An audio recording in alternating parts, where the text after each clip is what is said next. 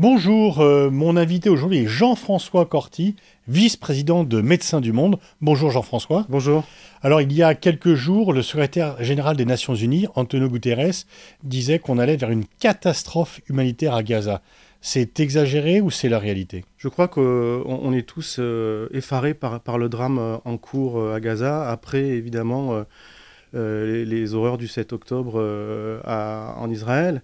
Médecins du Monde, on a une vingtaine de personnes présentes à Gaza. Ce sont des salariés gazaouis qui sont formés à l'urgence, qui travaillent avec nous de nombreuses années, qui sont des gens de confiance et qui nous donnent une vision de la réalité très morbide. C'est-à-dire que ils sont, au même titre que les Gazaouis, en train de chercher de la nourriture, ils sont en train de chercher à boire, ils font boire de l'eau saumâtre ou de l'eau de mer filtrée à leurs gamins. Ils ont pour la plupart perdu beaucoup de membres de leur famille, ils ont perdu aussi leur habitation pour la plupart, et certains soignants restent dans notamment un hôpital dans le nord de la bande de Gaza, puisqu'aujourd'hui on distingue le nord et le sud, avec un siège dans le siège, on y reviendra, à la ville de Gaza, qui est aujourd'hui complètement assiégée par l'armée israélienne, sachant que dans le même temps, les bombardements continuent sur le sud de la bande. Donc la situation, elle est cataclysmique d'un point de vue, on va dire, humanitaire, sanitaire, parce que en fait, on a tout un corps social qui n'a pas pu s'échapper, comme on peut le voir dans d'autres contextes de siège. Je prends l'exemple d'Alep, je prends l'exemple de Mariupol il y a 2 ans en Ukraine, où les familles, la classe moyenne, classe supérieure, ils ont le temps d'anticiper, de partir, et d'ailleurs, on a eu beaucoup de déplacés, voire beaucoup de réfugiés en Europe, des millions qui sont arrivés, notamment d'Ukraine. Là, dans le contexte de Gaza, on était déjà sur un siège, on va dire un blocus partiel. Depuis 15 ans, Gaza est, on va dire, une prison à ciel ouvert. Et là, brutalement, plus aucun passage, plus aucune rentrée d'eau, de nourriture, de médicaments, de fuel. Et je rappelle que c'est environ 400 à 600 camions qui rentraient chaque jour par des points de passage côté israélien, mais aussi côté égyptien, à Rafah notamment. Et là, du jour au lendemain, tout s'arrête. Donc ce qu'on voit aujourd'hui, après un mois de bombardement et de siège total, c'est des mortalités exponentielle. Oui, parce qu'effectivement, la grande différence quand même est que d'autres bombardements, enfin, on sait que le droit de la guerre interdit normalement de bombarder les populations civiles, mais ailleurs, notamment ce que font les Russes en Ukraine, les populations civiles peuvent fuir. Là, ce qui n'est pas le cas. La grande différence, c'est bombardement, mais aussi bombardement sous blocus. Oui, on a des familles, notamment beaucoup d'enfants, des malades qui n'ont pas pu évacuer la bande de Gaza parce que le blocus total est arrivé brutalement. Donc il n'y a pas eu d'anticipation. Ça veut dire qu'aujourd'hui, vous avez 2 millions de personnes, 2,2 millions de personnes qui sont en train de chercher de l'eau, de la nourriture, qui sont assoiffés, qui sont affamés et qui sont en rupture de soins. Pourquoi je dis ça? Parce que nos collègues soignants sur le terrain nous disent aujourd'hui qu'ils font de la chirurgie sans anesthésiant, qu'ils font des césariennes pratiquement sans anesthésiant aussi, et qui n'ont plus la capacité dans les hôpitaux de traiter les maladies classiques comme l'appendicite, comme les diabètes décompensés, comme différents types de pathologies, infections pulmonaires, qui, de fait, ces maladies classiques en général, vont s'aggraver parce qu'il n'y a plus de traitement pour les prendre en charge. Donc aujourd'hui, à Gaza, on meurt sous les bombes, et on va y revenir sur les polémiques autour des chiffres, au moins 10 000 morts, il y a au moins 25 000 blessés identifiés, on meurt sous les bombes, on meurt de blessures en lien avec les bombardements, des brûlures, des écrasements parce qu'il y a beaucoup d'éboulements de bâtiments, et puis on meurt aussi de maladies dont on connaît les traitements parce qu'ils ne sont plus présents, et on meurt de la douleur parce qu'il n'y a plus d'antalgique. Et ce sont, avec ce blocus total, aujourd'hui des mortalités exponentielles. Pourquoi? Parce qu'avec cette rupture de soins, eh bien on le sait, les femmes enceintes, les femmes, les enfants, les personnes âgées, les malades, ils vont mourir rapidement par incapacité de prise en charge sur des maladies classiques dans un contexte où ils boivent de l'eau saumâtre, où ils ne mangent plus à leur faim et où les hôpitaux sont plus fonctionnels. Rapidement, c'est une trentaine d'hôpitaux environ à Gaza. La plupart sont plus fonctionnels parce qu'ils n'ont plus de fuel, parce que le fuel ne rentre pas, et on y reviendra. Ils n'ont pratiquement plus de médicaments, ils ont un personnel qui est épuisé. Et puis surtout, c'est des lieux où il y a des milliers de personnes, ces hôpitaux, parce qu'à la fois on a des malades, des blessés, leurs familles, et des dizaines, voire des centaines et des milliers de familles qui ont perdu leur logement et qui espèrent y trouver un sanctuaire de protection. Donc à Gaza, le droit humanitaire international, il n'est ce droit qui est censé humaniser la guerre, qui a été consolidé pendant le XXe siècle et généré à la fin du XIXe, il n'est pas respecté parce que les aidants, les soignants meurent massivement. Et je rappelle, c'est au moins 70 personnes des Nations Unies qui sont mortes sous les bombes. Ils n'ont rien à voir avec des mouvements terroristes, ces gens-là. Alors voyons le chiffre de morts. Il y a d'une part à peu près 10 000 morts à ce jour sous les bombardements, chiffre qui est fourni par le ministère de la Santé du Hamas et donc qui est contesté en disant qu'il est surévalué. Mais il y a aussi ceux qui vont mourir non pas sous les bombardements, mais faute de soins, faute de traitement, ou des femmes qui accouchent, le bébé peut ne pas survivre dans les conditions que tu décris, les conditions non sanitaires. Donc comment peut-on réellement comptabiliser le nombre de morts ? Alors c'est de plus en plus difficile parce que, évidemment, le système de santé est en train de s'effondrer, que ce soit les hôpitaux, je l'ai rappelé, il y a des dizaines de centres de santé qui ont été détruits aussi par les bombardements. Et donc le système de veille sanitaire, il est de plus en plus difficile à activer pour avoir des données fiables. Ceci dit, on sait depuis de nombreuses années que les chiffres sont assez réels quand ils sont fournis, y compris par le ministère de la Santé dirigé par le Hamas. Et puis, moi, je pense personnellement que ces chiffres de mortalité, ils sont sous-évalués. Pourquoi ? Parce que d'abord, ils ne prennent en compte que les mortalités liées au bombardement, les corps qu'on a pu identifier ou autres. Et dans ces chiffres-là, il n'y a pas tous les corps qui sont restés sous les décombres. Et on le sait, c'est des milliers de bombes qui ont été déversées sur Gaza. Et ça, c'est Tsahal qui le dit, l'armée israélienne. Et c'est des centaines et des centaines de bâtiments qui ont été détruits. Aujourd'hui, il n'y a pas assez de pelleteuses pour aller soulever les gravats. Et on gratte avec les mains pour essayer de savoir si on peut retrouver des corps. Donc il y a énormément de corps qui sont restés sous les décombres et qui ne sont pas comptabilisés. Et puis, il y a tous ces morts à bas bruit, liés à l'incapacité de prise en charge médicale parce que les médicaments basiques, comme je vous l'évoquais, ne sont pas là. Donc c'est des chiffres qui s'additionnent, qui ne sont pas dans les 10 000 morts annoncés par le Hamas. C'est des chiffres qui ne sont pas dans les 10 000 morts parce que c'est très difficile de les comptabiliser. Et donc vous pouvez, sur cet argument-là, dire « Ok, très bien, on entend dire que les civils peuvent être des boucliers humains dans le cas de bombardements utilisés par le Hamas. » Pourquoi pas ? Certes, c'est réaliste, mais de manière aussi conséquente, je pense que c'est exagéré. En revanche, toutes les mortalités à bas bruit en lien avec les difficultés d'accès aux soins parce qu'il n'y a plus de traitement, parce qu'on va mourir du diabète, parce qu'on va mourir d'une crise d'asthme, parce qu'on va mourir d'un accouchement compliqué, là, il n'y a pas de bouclier humain qui tienne. Ça ne marche pas. Donc, on voit bien que les civils, d'ailleurs ça a été 1400 morts dans les attaques du Hamas le 7 octobre, qui sont en grande majorité des civils. Là, on est à Gaza sur au moins 20 à 25 000 blessés, au moins 10 000 morts, et la majorité, c'est des femmes, des enfants, et ce sont des civils, et on le voit dans la plupart des conflits, c'est en général eux, avec les personnes âgées, qui payent le plus lourd tribut, et là, dans ce contexte-là de siège total, c'est encore plus marqué. Est-ce que Médecins du Monde est en contact avec l'armée israélienne par rapport à vos équipements à Gaza ? Est-ce que vous avez un dialogue avec l'armée israélienne ? Alors, nous, on est une organisation humanitaire. Il faut vraiment, dans la géopolitique de l'aide, il faut distinguer l'aide interétatique du rôle des ONG, parce qu'il y a aussi des controverses aujourd'hui sur le fait que les ONG ne feraient pas assez, notamment dans la gestion de la problématique des otages. Donc, on fonctionne sur des principes de solidarité et d'impartialité. Donc, à la fois, on intervient dans les conflits des deux côtés de la ligne de front, je dirais. Donc, côté israélien, alors on a des équipes en Cisjordanie aussi qui travaillent auprès notamment de la population palestinienne. On a aussi des équipes qui sont en Égypte aujourd'hui, qui sont en train de positionner du matériel pour rentrer, on en parlera dans Gaza. Mais donc on est dans une situation en général où il faut qu'on amène une plus-value par rapport à des systèmes de santé qui pourraient être en rupture du fait d'un conflit ou du fait d'une catastrophe naturelle ou autre. Et donc, côté israélien, suite notamment aux attaques du 7 octobre, on a vu un État fort, structuré, qui a pu prendre en charge ses blessés, ses morts évidemment, et qui travaille aujourd'hui sur tout ce qui relève du stress post-traumatique, c'est-à-dire tous ces syndromes en lien avec une pression psychologique liée au drame, et notamment le travail du deuil et autres. Mais les autorités israéliennes gèrent très bien ça. Et donc, on n'est pas forcément une plus-value, nous, les ONG. En revanche, si on nous demande, si on nous sollicite pour intervenir, évidemment qu'on répondra probablement favorablement. Côté Gazaoui, la situation est différente et les besoins sont monstrueux et le système de santé, il est en état de collapse.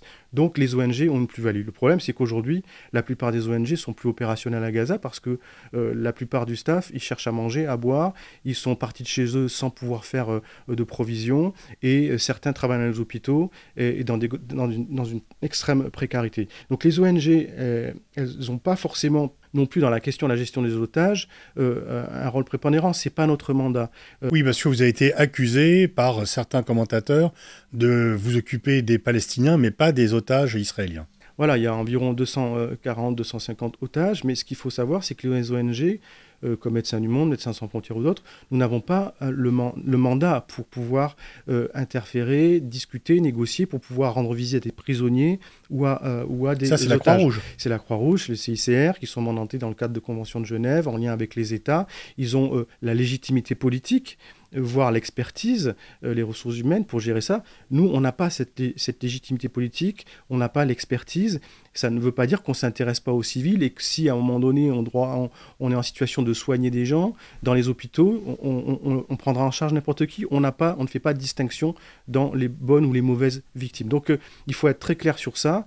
Les ONG n'ont pas de mandat. Ça ne veut pas dire qu'on ne se soucie pas du sort des civils au global, qu'ils soient israéliens ou gazaouis. Mais comment vous vivez ces accusations d'être partiel, de négliger les intérêts israéliens et de vouloir uniquement protéger les Palestiniens ? C'est difficile, mais parce qu'on voit qu'il y a une forme de propagande, comme dans tout conflit. Les ONG qui sont témoins de certaines choses, qui sont plus proches des réalités des besoins des civils, dans les propagandes, deviennent potentiellement aussi des cibles. Donc le plus difficile, c'est évidemment d'arriver à rappeler régulièrement nos principes, notamment le principe d'impartialité, qui est fondamental dans notre logique d'approche de solidarité, qu'on est au plus proche des civils, que dans plein de contextes, on doit être amené, et c'est pas facile, à négocier parfois avec des tortionnaires ou des régimes totalitaires. Je pense à une famine dans les années 90 en Corée du Nord, où il y avait plusieurs ONG qui intervenaient, et on savait qu'une grande majorité de l'aide nutritionnelle était détournée, notamment par les militaires, et donc on s'interroge jusqu'où on va dans la négociation avec des tortionnaires. Ça nous met en tension sur nos principes, sachant que l'objectif pour nous, c'est pas d'engraisser les tortionnaires, c'est de pouvoir toucher les civils. Jusqu'à quel point on discute avec des talibans ou avec d'autres forces comme ça qui sont contestées à l'échelle internationale. Donc il n'y a pas de vérité, il y a des principes avec un objectif très clair qui est la sécurité des équipes et la possibilité de toucher des civils. Donc il n'y a pas de vérité, on discute, on réfléchit, mais quand c'est intenable, on sort des contextes où on sait qu'on ne va pas pouvoir toucher les civils. Donc pour moi, la grande préoccupation aujourd'hui des ONG, c'est de rappeler nos principes. On est dans un contexte de défiance, on le voit bien, MSF, MDM et d'autres, on est souvent accusés d'être des complices de passeurs lorsque l'on sauve des vies en mer Méditerranée, avec cette mer qui est un cimetière avec des dizaines de milliers de morts depuis de nombreuses années qui se noient, alors que la communauté internationale ne met pas les moyens pour pouvoir les sauver. Donc on est régulièrement attaqué, y compris sur nos principes. Il faut les rappeler. Et puis je suis, moi, extrêmement inquiet, surtout pour la vie des équipes de Médecins du Monde et pour la vie des aidants. Vous avez déjà eu des victimes dans vos salariés qui sont à Gaza ? On a des victimes de nos partenaires associatifs parce qu'on travaille avec des équipes de Médecins du Monde, mais on a aussi des associations qui travaillent avec nous. Certains sont morts, oui, on a confirmation de ces partenaires, d'associations locales.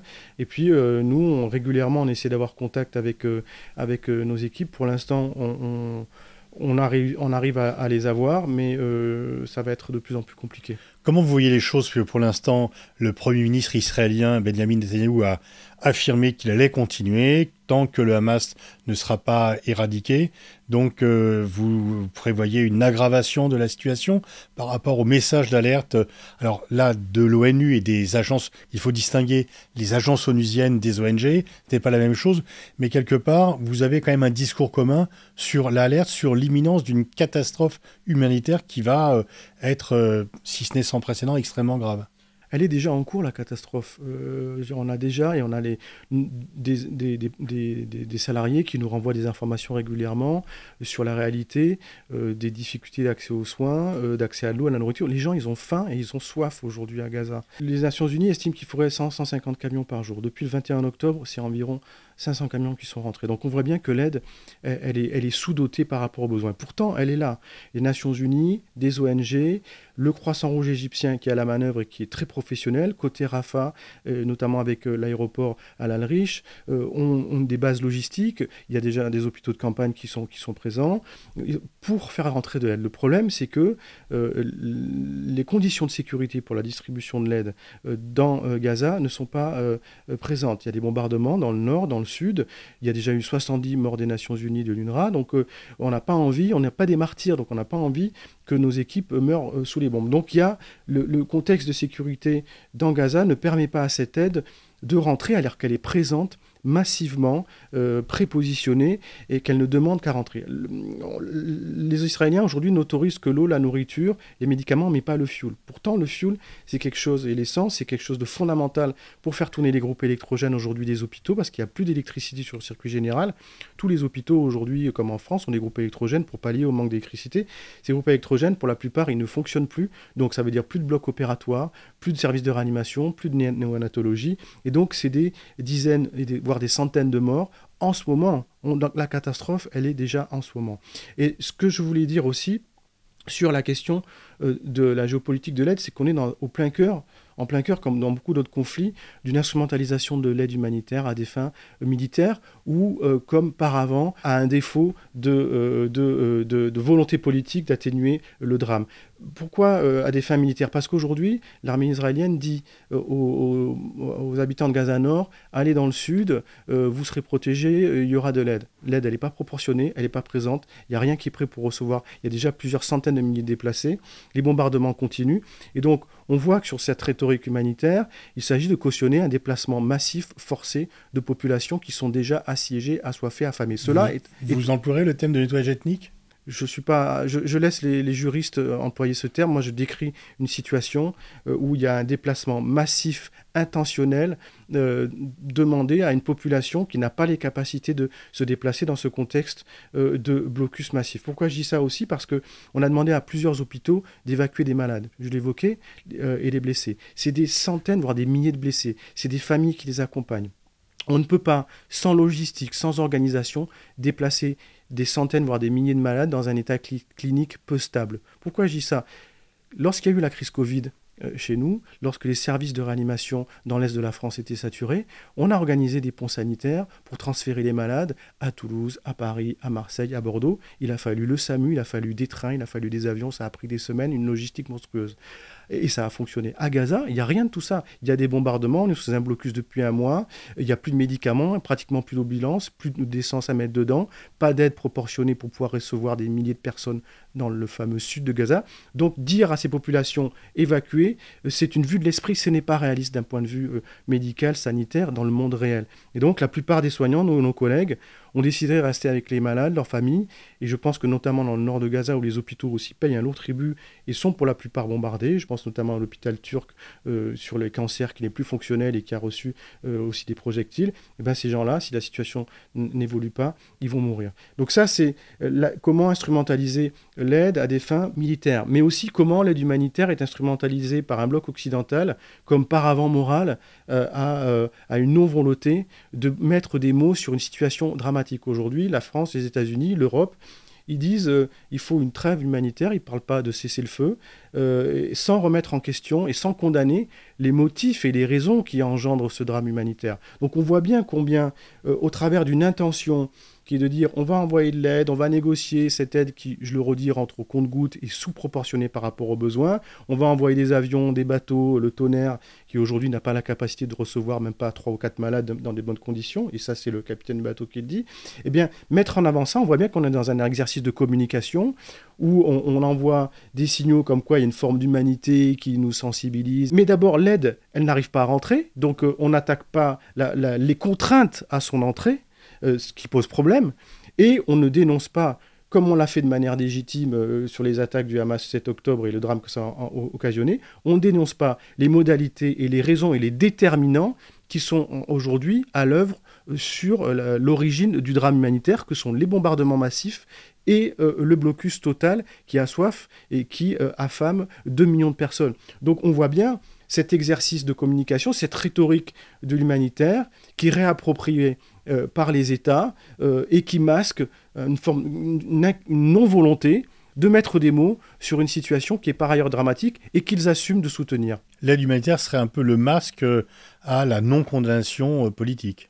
On le voit, c'est une manière, encore une fois, de communiquer à son opinion publique une forme de dire qu'on fait quelque chose de sensibilité, sans faire quelque chose, de sensibilité. Pour se dédouaner, Oui, pour masquer, il me semble, et c'est assez clair, la non-volonté de mettre des mots sur une situation qui est inadmissible et qui mériterait d'être condamnée. Et ce sont notamment les bombardements indiscriminés qui tuent des civils, d'ailleurs otages israéliens, civils gazaouis, aidant aussi des Nations Unies, de manière indiscriminée. Donc je trouve que c'est assez insupportable. Il y a un côté abject aussi à voir cette aide humanitaire massivement positionnée côté Rafah en Égypte.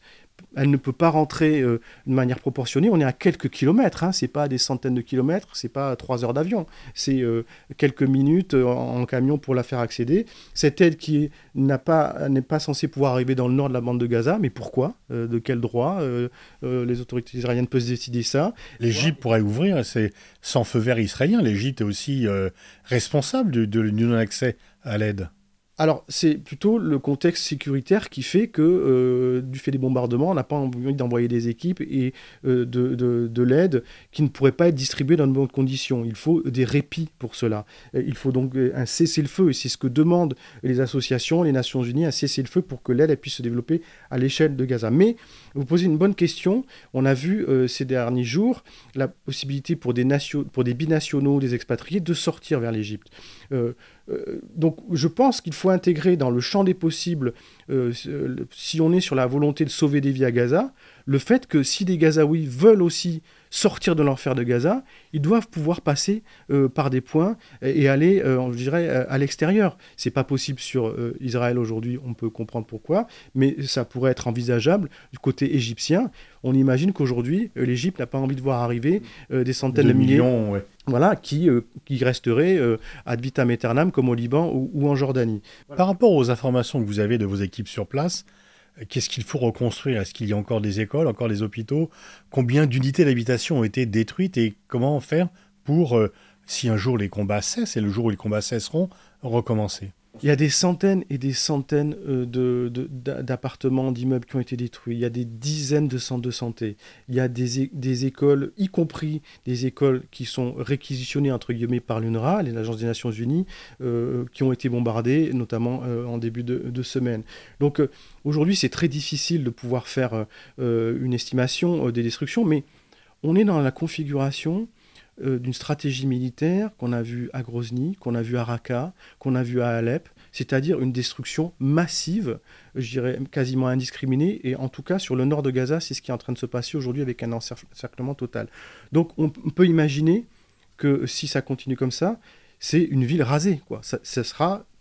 Tout est détruit. Il n'y aura pas une maison, un immeuble qui sera debout. Donc, on peut tout imaginer en termes d'impact global. Mais moi, aujourd'hui, ma préoccupation, c'est l'urgence de sauver des vies. Et c'est pas de savoir, bien sûr qu'il faut se mettre en perspective de l'origine du conflit, de la résolution du conflit et vers où on va aller.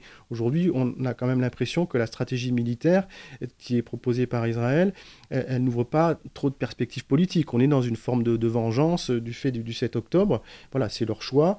En tant qu'humanitaire, j'ai pas forcément à me projeter là-dedans. J'ai simplement à dire, pour les civils aujourd'hui, pour l'espérance de vie des civils à Gaza, l'espérance de vie des otages, des aidants des Nations Unies et des ONG, la situation est très compliquée. Le président Macron a annoncé une grande conférence à Saint humanitaire qui aura lieu le 9 novembre. Médecins du Monde va y participer. Est-ce que vous attendez un résultat concret? Alors c'est une proposition du chef de l'État. Je pense que toute proposition visant à se projeter sur une aide nécessaire qui va s'inscrire dans la durée parce que les destructions sont massives est légitime. Mais ce que je dis, c'est qu'aujourd'hui, ce n'est pas une conférence comme ça qui va sauver des vies et qui répond à l'urgence de la situation. Parce que l'urgence de la situation, c'est quoi? C'est d'arriver à faire en sorte que l'aide qui est déjà massivement présente, et l'enjeu, c'est pas de mobiliser de l'aide, c'est simplement de la faire rentrer de manière proportionnée alors qu'elle est déjà prépositionnée en Égypte de manière massive. Et d'ailleurs, ça pose un certain problème logistique de flux pour les Égyptiens. On voit fois, comme dans les catastrophes naturelles, de l'aide arrivée du monde entier, ça peut poser des problèmes de gestion. Trop d'aide tue l'aide. Donc aujourd'hui, le sujet, c'est pas de savoir s'il faut mobiliser de l'aide. Elle est là, elle est massivement prépositionnée. Bien sûr, il faut se projeter dans la durée, et c'est peut-être l'intérêt de la conférence humanitaire du 9 novembre.